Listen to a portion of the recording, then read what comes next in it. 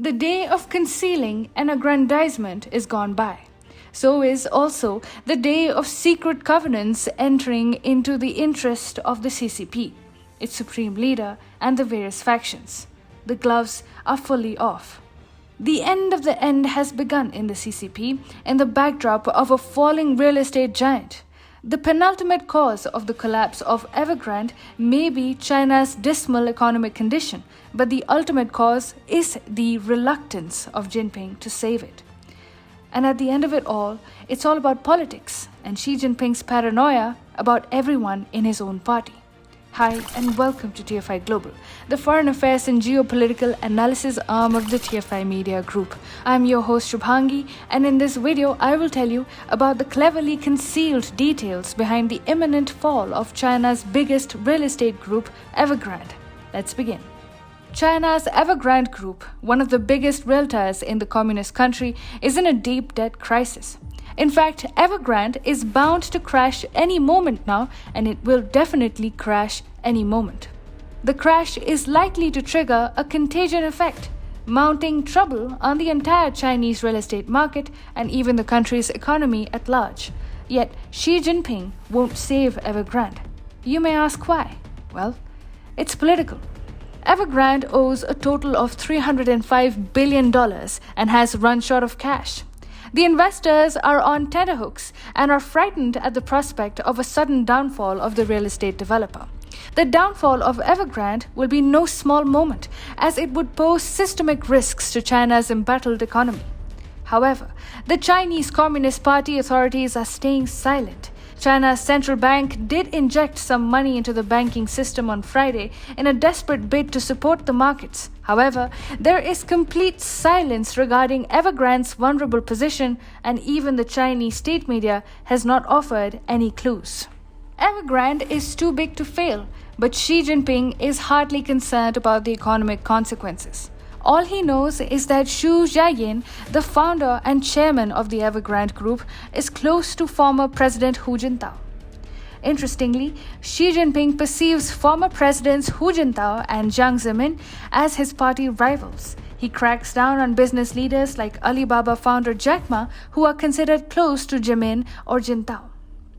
In fact, Xu Jiayin may have become a victim of Xi's political maneuvering, as Xu is believed to be close to the Communist Youth League faction. The Youth League faction was once considered very influential within the CCP. Even Jintao was a member of the Communist Youth League faction, and several months before Evergrande's November 2009 initial public offering, Jintao had praised Xu's support for poor students. The Youth League connection between Xu and Hu had helped Xu power his real estate business. However, Xi Jinping has marginalized the Communist Youth League faction in order to erase the legacy of his predecessor.